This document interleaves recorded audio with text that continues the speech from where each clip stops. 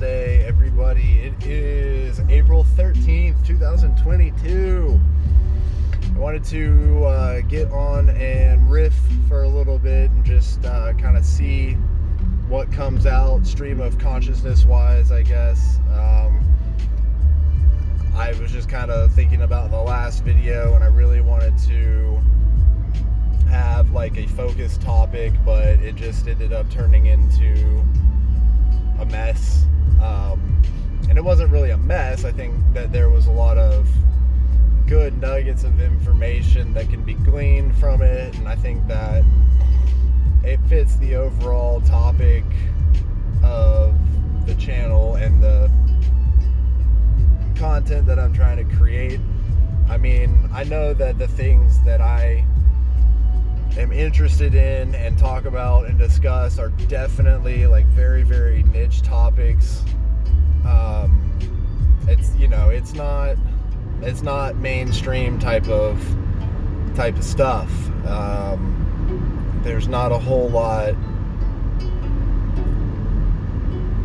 of demand for it, I guess, and it kind of harkens back to sort of one of the things that I did want to discuss. I mean, get a little personal on this one, but it's just, there are people in my life who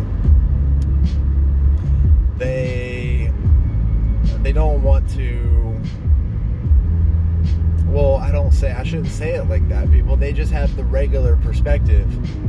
And I mean, you get those, and I've talked about this in other videos, you get those people, and like it's kind of the overarch of the path of the conspiracy theorist, quote unquote, and you get to this point where you think and you're involved in like some, I know what most people don't know, and those people are sheeple and blah blah blah, and it's like, well, I don't really think that that's exactly what's going on. I think that it is a wiring, for lack of a better term, mechanism of the human brain, in the sense of, so like right now I'm reading, and I talked about it in the last one, Robert Kiyosaki's book, and I've read Rich Dad Poor Dad, and today I watched a video of him talking and being interviewed, and I think that there's just this mindset people have. He talks about the E, S, the B, and the I, and those are kind of like the four quadrants of what people are and what they want to do. And there are people who are just employees, and that's how they're geared, how they're wired, where their minds are at. And they don't really, it's not that they don't strive to be a certain way or anything like that. It's just that, this is the next book I'm reading. It's backwards for you guys. It's called Blue Collar Cash, and one of like the most recent things in here that I marked, it says 80% of us have no goals at all, 16% have goals but don't document them, 4% write them down, but only 1% pay attention to their written goals. And the 1% that pays attention to those written goals is the same 1% that earns 8 times more income.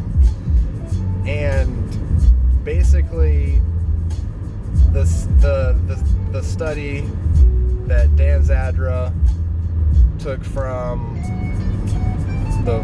he wrote the 5 book, Where Will You Be 5 Years From Now? Basically, it says that 80% of people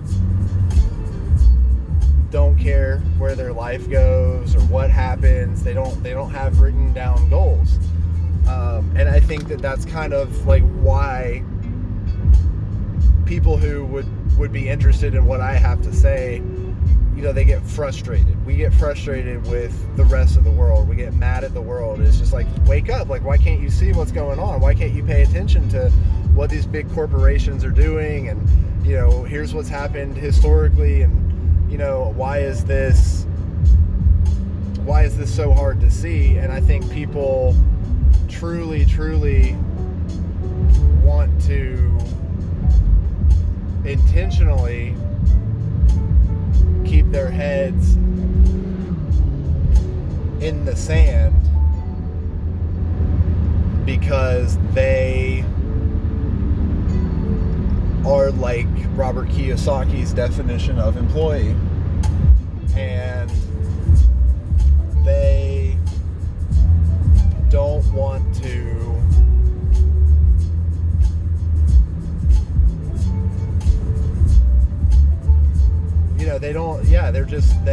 that's kind of like the lack of a better term way that I can put it, is they're just in their one way mind, and any other potentiality is scary to them, and opening yourself up to a conspiratorial type mindset is scary.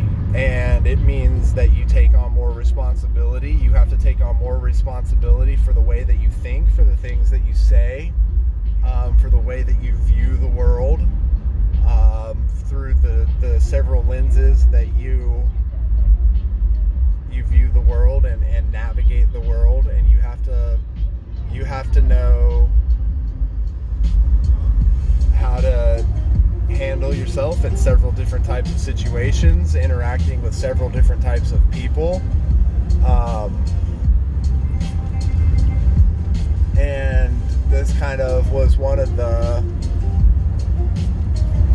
reasons I got to thinking late last night and wrote it down of, is the world inherently good or evil? And that is one of those philosophical questions that can't necessarily be easily answered. I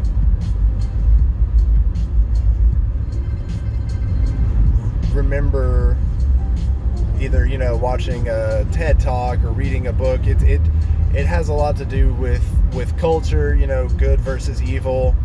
And, people who are inherently good by, I guess, the weird, the Western educated, industrialized, and R&D, and I forget what those two ones are, but, from the Western nation's definition of good and moral and ethical,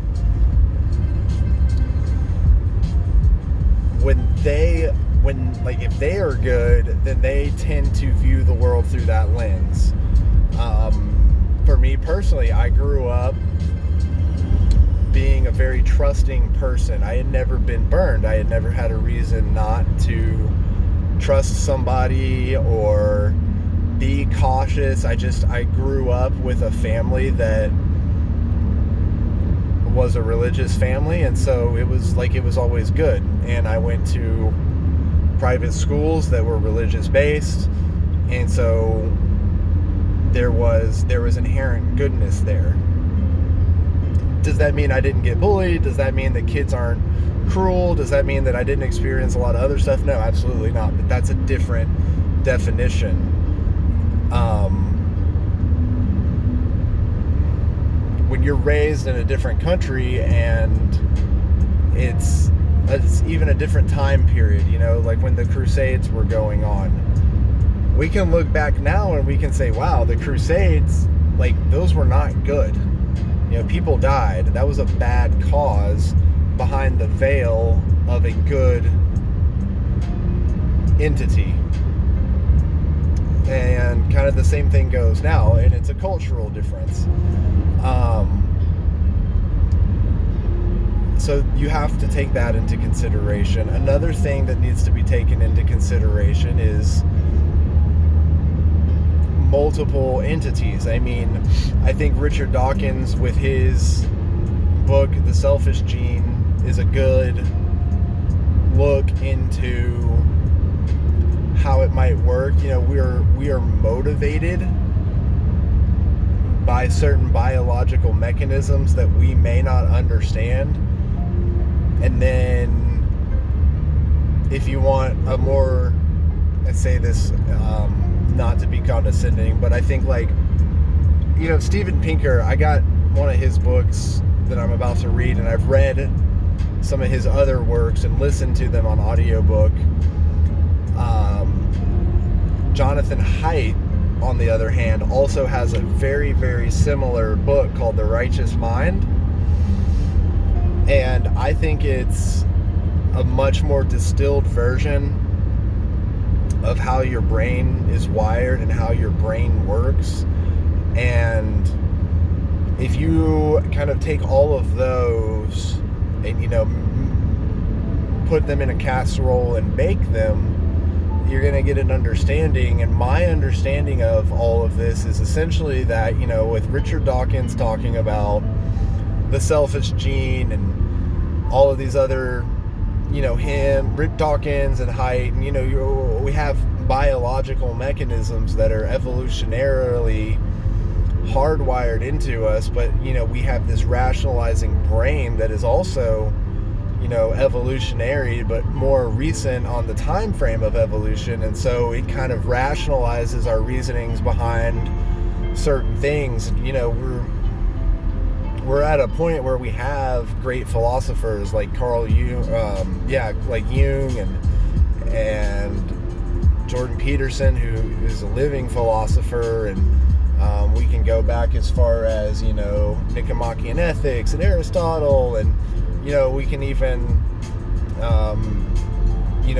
say Marcus Aurelius and his Stoic philosophy. I mean, like, he's one of the greats in my book.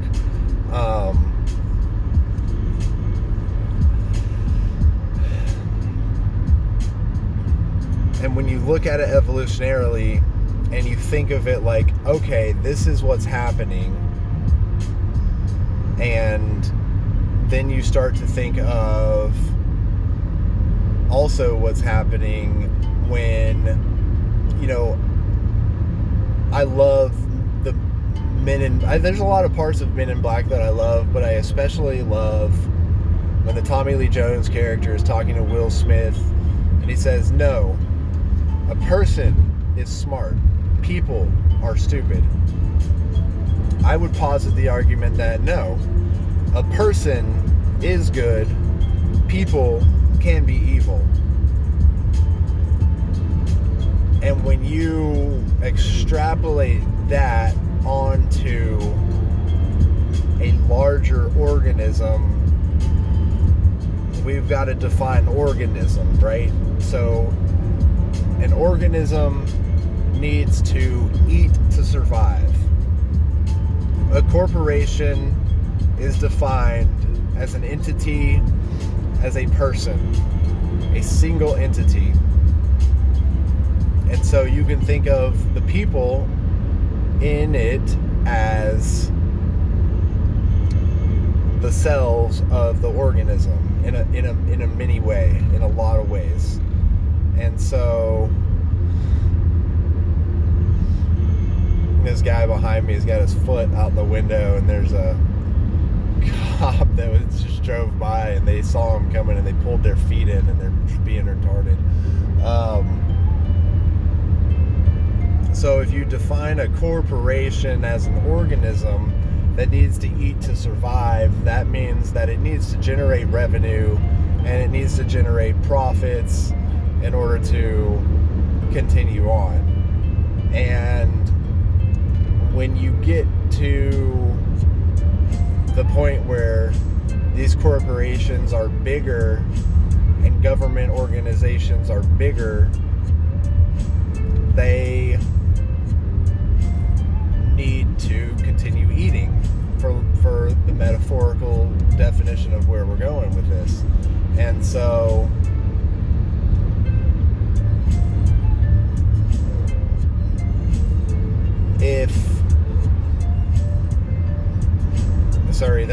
that stupid car behind me decided to speed around me and almost got hit by a semi. Kind of had a refocus moment there, but if you think of human nature, it's easy to forget how desperate an animal can get when it's hungry. And humans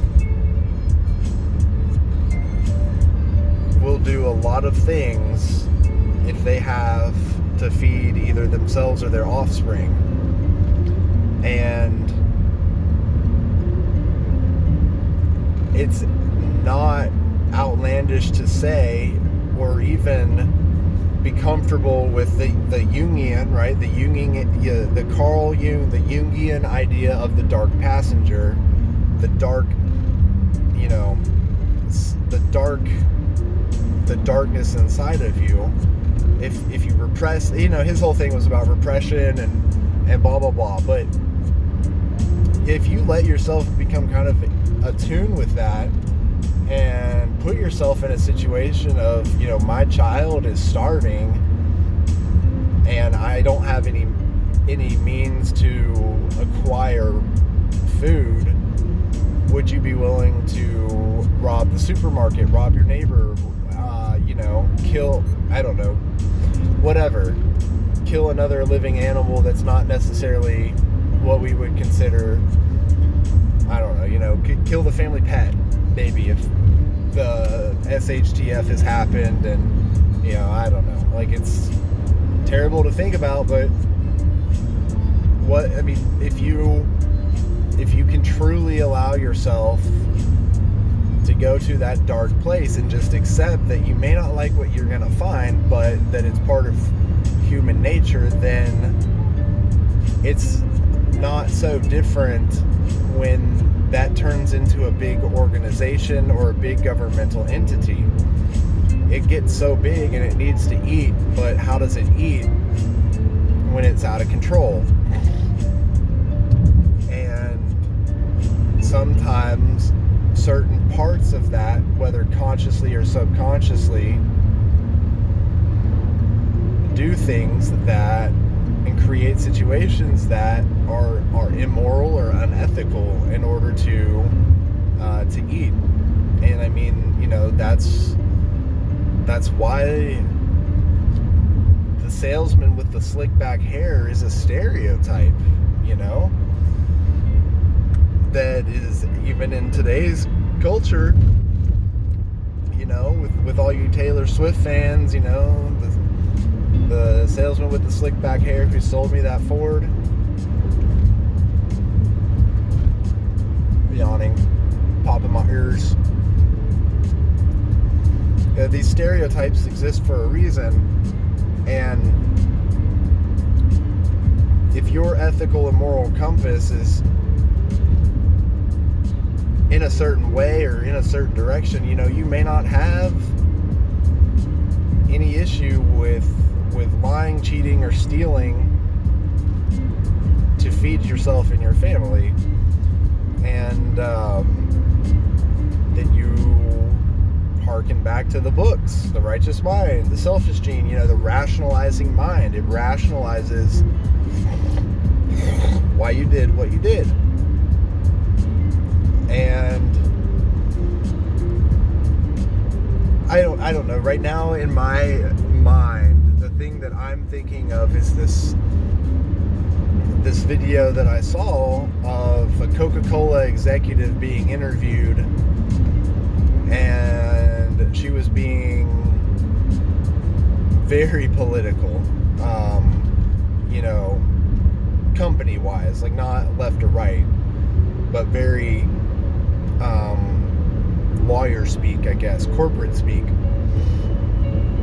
And they were talking about like the study of Coca-Cola hydrates you because it has water, and it's like, but no, it's like got sugar, and it's like they were basically trying to call it out and get them to admit, and like you just like they don't buckle, even though the proof after the fact is there that it's a lie, and it's a blatant lie.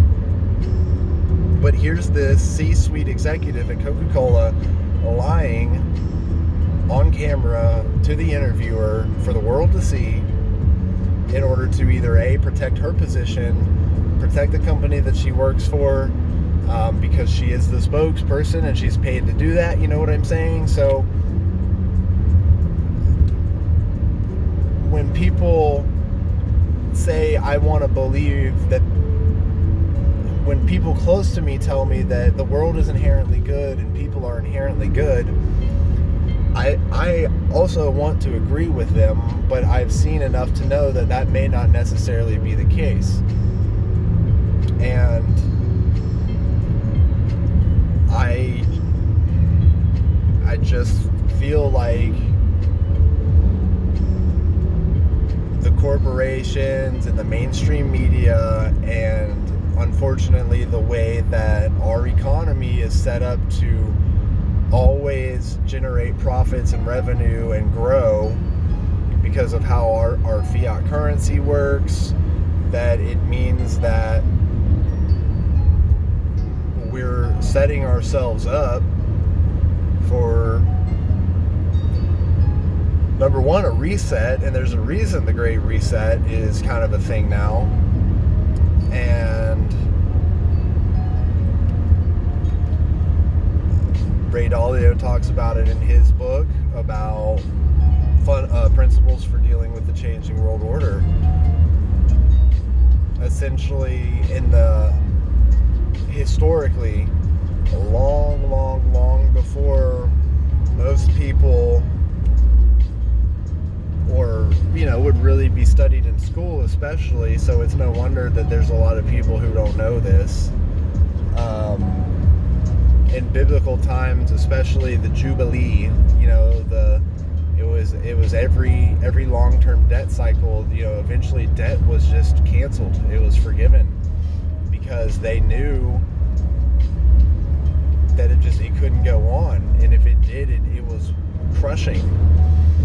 And we're kind of at that pinnacle point, that catalyst moment.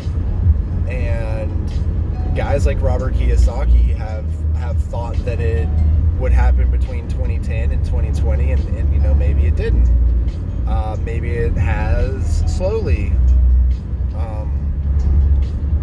And I think that Dalio is great for putting that out there, and it's amazing that guys like Andre G, talk about it on his YouTube channel, and it's fantastic that Lex Friedman has Ray Dalio on his podcast, and it's wonderful to get in the minds of these giants of industry in our day and age. You can't dig up Andrew Carnegie or Cornelius Vanderbilt and pick their brains about the steel industry or the railroad industry, and what they did, the titans of times past. So we live in a truly amazing time with technology.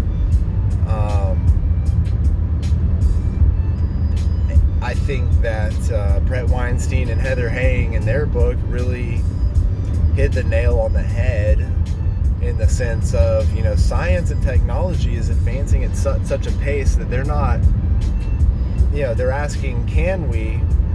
But they're not really asking, should we? Money and capitalism really doesn't care about ethics, and it does and it doesn't, and that's a different can of worms. It's not a mutually exclusive statement. Capitalism can care about ethics depending on the culture. A culture that rewards longevity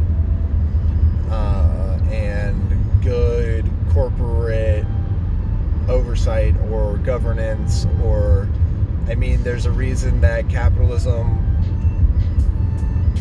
and industry, Whole Foods, there's a reason Whole Foods is a thing, and there's a reason that organic is a thing, because if there is an efficient market and information is available and people do know what's going on, then that's what helps, and that does spur our culture forward. And I do know that that is a argument for government oversight and regulation. I don't think that the market would necessarily self-regulate. I can see a good argument for it, though, because there's two ways to fight your opponent. You can either outlast and overcome and make yourself better, or you can cut the other person down. And so I imagine that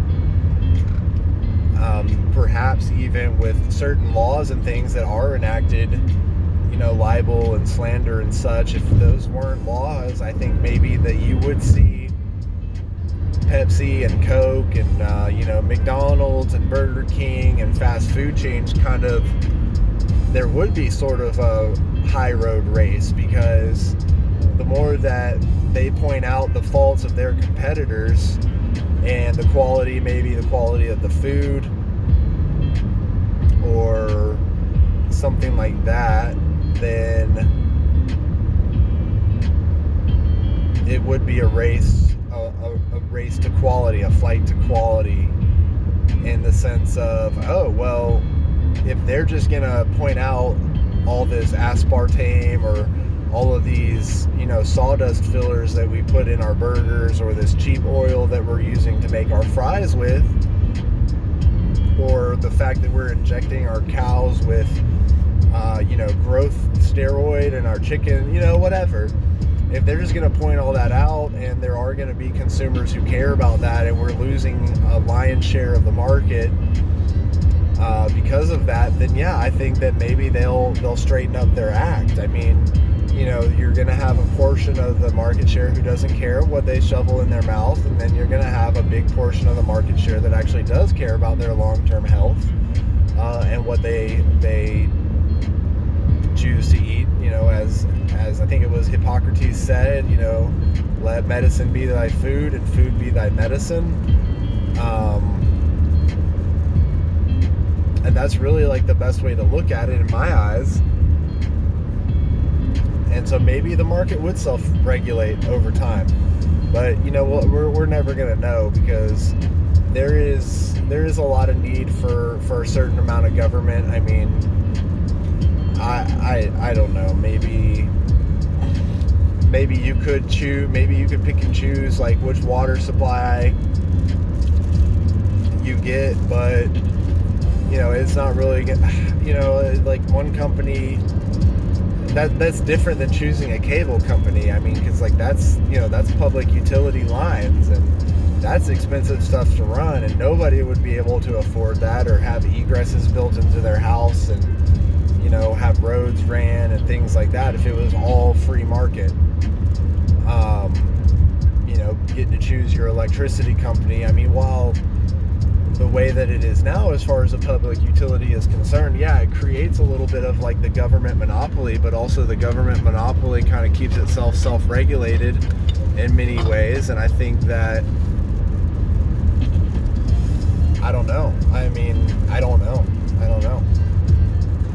Those are all questions that are probably in Adam Smith's book, Wealth of Nations.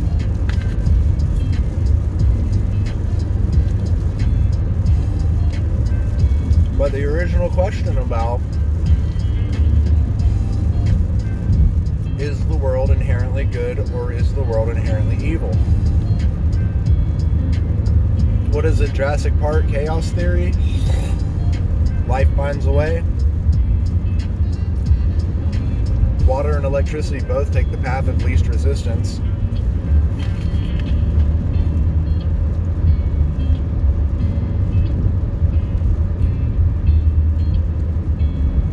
Do humans take the path of least resistance?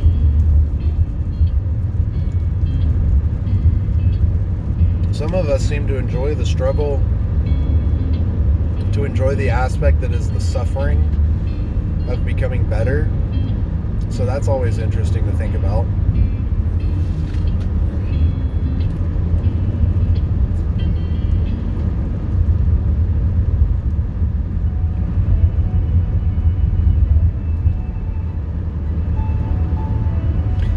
I just think that it's a mix. I think that you'll know as well if you get into a certain organization. So like for me, some of the financial corporations and big names that I've worked for in the past,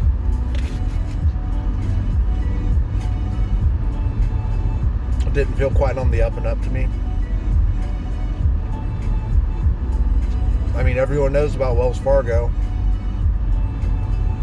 Seems every year they're involved in some kind of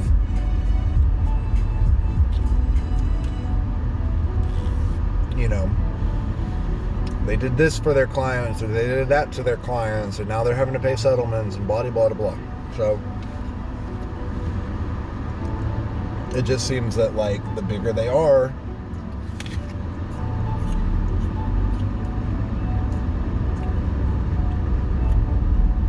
and that goes with the culture.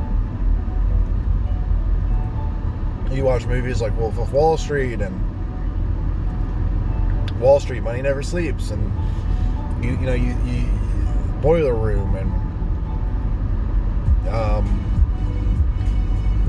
The Big Short, and all of that. The Big Short's a great movie, and the ending to it is it's a tragedy. It's absolutely terrible, like what happened. And man, I mean,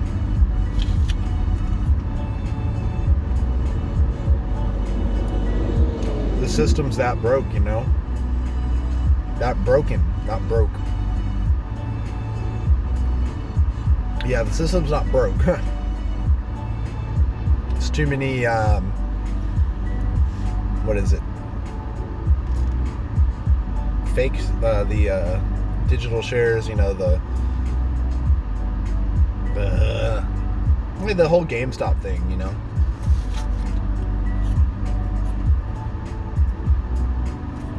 when they sell short and don't have it and don't intend to cover it, and they're not real shares, they're not tangible.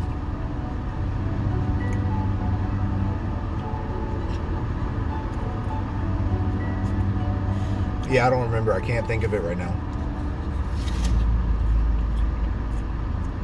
I can see myself discussing it with somebody. I can see it, like, in my head.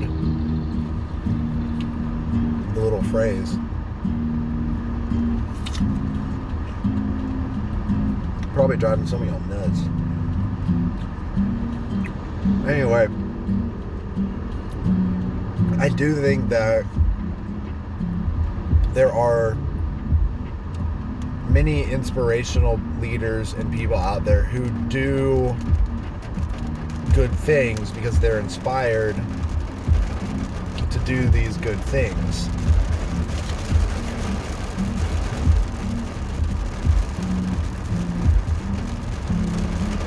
I mean, you can say, like the example I heard earlier, like Elon Musk. Like, he is made a lot of money and he's trying to do good things with that. He's following his dream of taking the world to Mars, and people are behind that vision.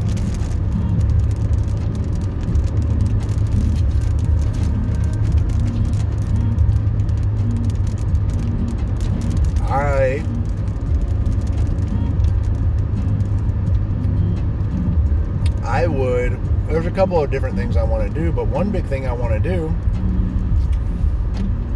is have a nonprofit where it's like a no-kill shelter for animals. Dogs, especially senior dogs, but it can be for horses and greyhounds and, lots of different kind of animals. And it's this sort of sanctuary for them, for them to come live out the rest of their life in a peaceful place, and I want to tie it into a place for special needs kids to be able to come and visit and be with the animals. And I mean, I think, like, that's one of the big things about the dogs, is I think, like, dogs kind of know, whether we know that about their psychology or not. I know that dogs like to serve. There's plenty of instances of, just like studied behavior in canines of, if they're not being walked, if they're not being given tasks, if they're not Like, they need a sense of duty. And I think that this might be, something that they just love to do. So, I don't know. That would be an idea. And I'm sure something like that already exists, but, why not have more good in the world? There's not enough good out there.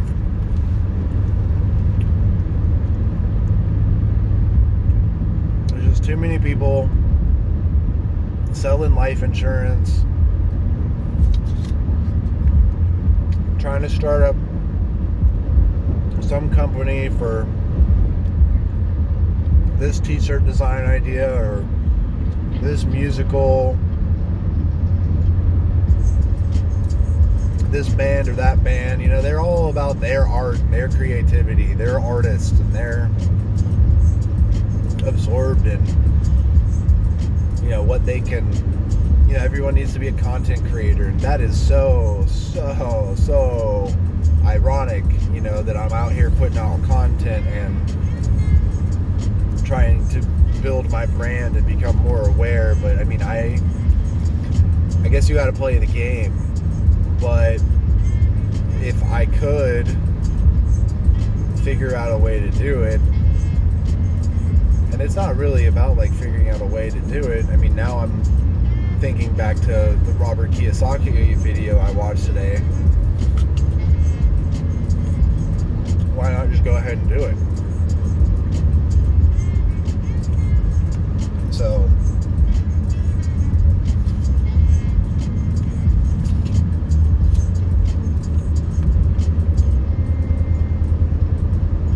I think part of that is wanting to learn a trade. So that's why I'm at where I'm at now. Especially while I'm young-ish.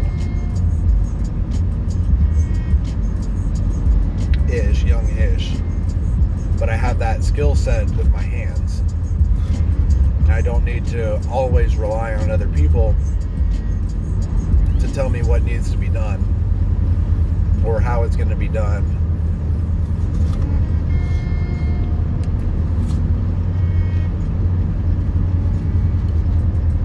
And I think another part of that is just wanting to have something that I can turn into a craft and have as a hobby.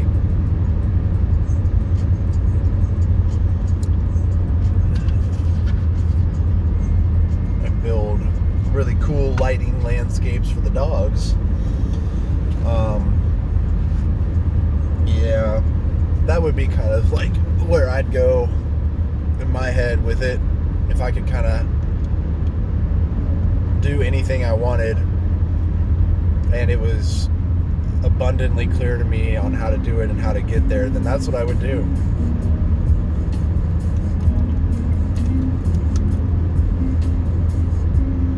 If I had $1 million, I don't know, I have no ability to sing, but if I were a rich man, da, da, da, da, da, da, da, da, da, da, da.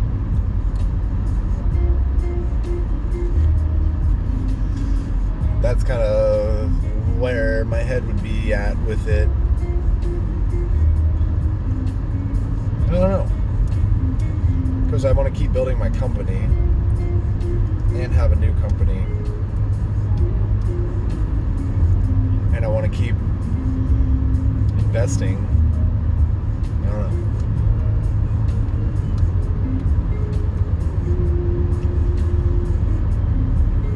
know. Anyway, that might be enough for now. I'm sure there's more that I could and would love to talk about, but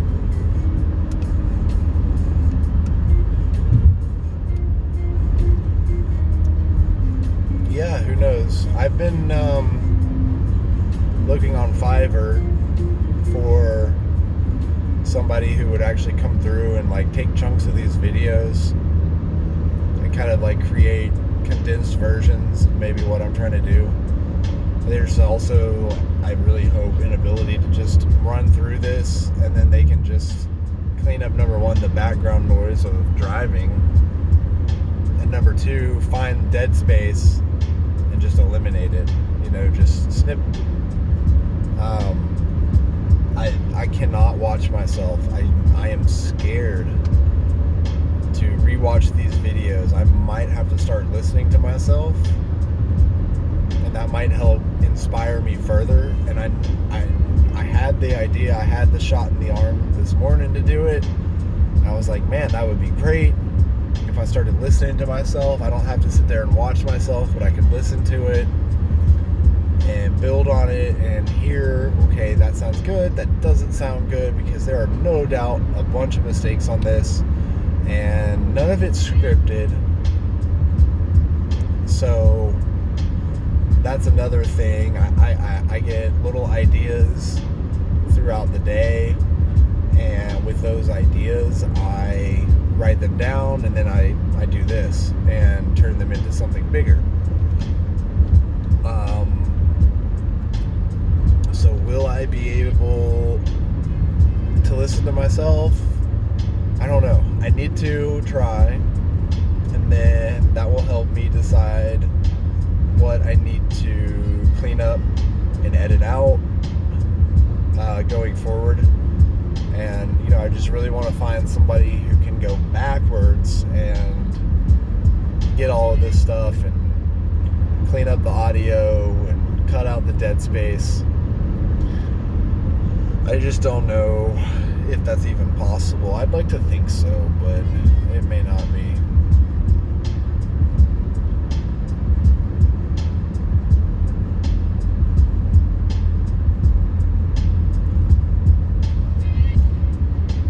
Anyway, I appreciate all the likes and the views and the subscriptions.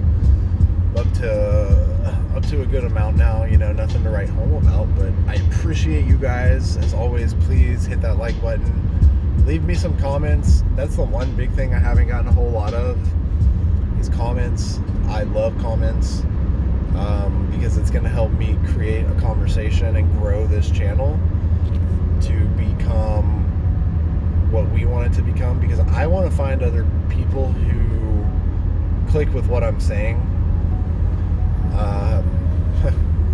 Or maybe I'll just do this for a year and I'll just find out I'm crazy, and I've just been talking to myself in a little black mirror and posting it out there for the world to see how crazy I am. But that's okay.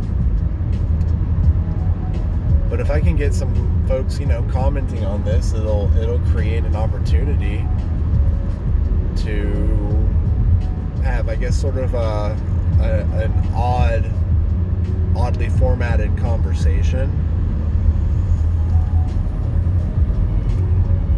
but it will help inspire me and give me some new stuff to think about and talk about, and new perspectives. More importantly, I think the perspectives are the best part. That was pretty cool. I just saw a guy cool and dangerous, but there's a guy up in a boom lift with his little son, and neither one of them have fall protection on, so that's great. But that was cool. He took his son up in the boom lift with him. There's a lot of opportunity out there, and I have done really well. I've done something fantastic, and I've filled up 2 little books with ideas and thoughts, and some of those turned into these videos.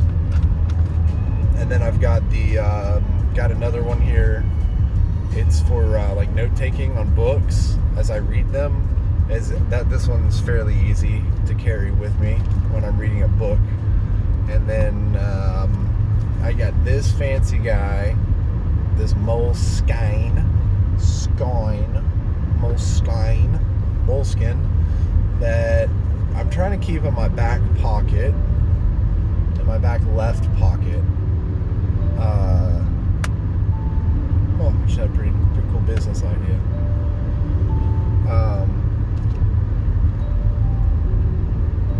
And it's gonna be like my goals. I wrote my goals in it.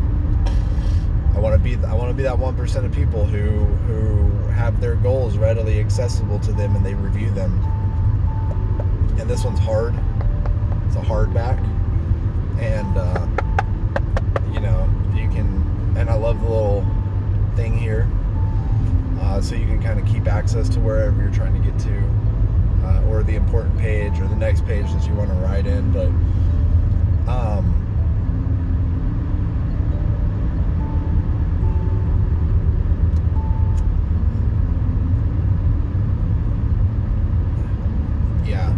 I want to review those goals, and then I'm gonna do it, y'all. I got back here, I got the bag with all my different like books that I'm currently reading in it, and I got my little note taking thing. I got my journal, and yeah, I'm gonna start putting pen to paper. When the ink flows, the pen knows. See what I'm talking about? We're 46 minutes in, and I'm getting like little one-liners, or getting like little things that I just need somebody to deal with all of it and be like, aha, that's it. Someone who can watch these videos and just edit them down.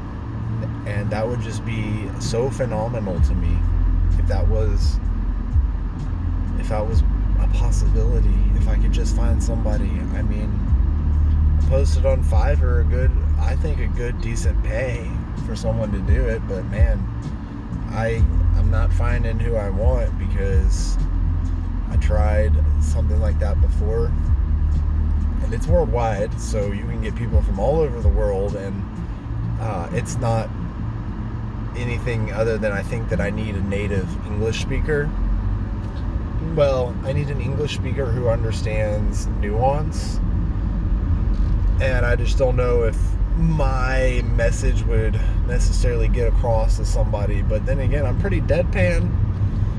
I get a little excited here and there, but I'd say that most of this stuff is just like pretty even-keeled talking. I mean, I'm definitely no Boxy, that's for sure. That gal was all over the place, and there is no telling what could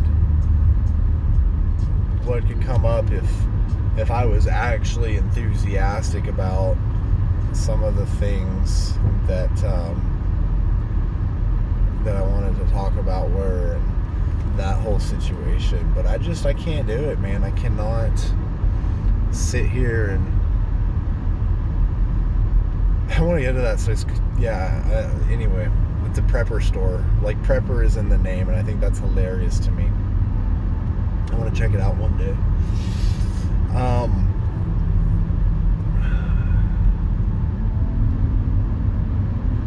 What was I saying? That has been 48 minutes, almost an hour. You guys don't like these long videos, so you know what? I appreciate your time. Please hit that like button. Please hit that subscribe button. If you made it to the end of this, let me know. Drop me a line saying, I made it to 48 minutes, Dave. And that would really give me a little bit of because I sit here and think that I might sound like a crazy person. And maybe I need to go back and listen to myself in the background and tighten things up. I know for sure I have long pauses and lots of ums and that sort of thing. So I just, I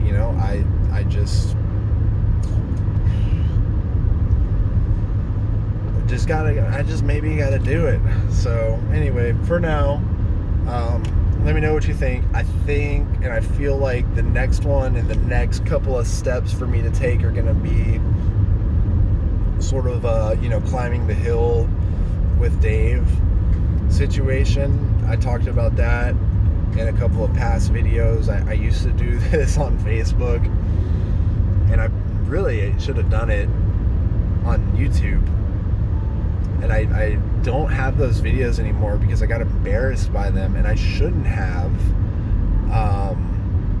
because I had people who people enjoyed those.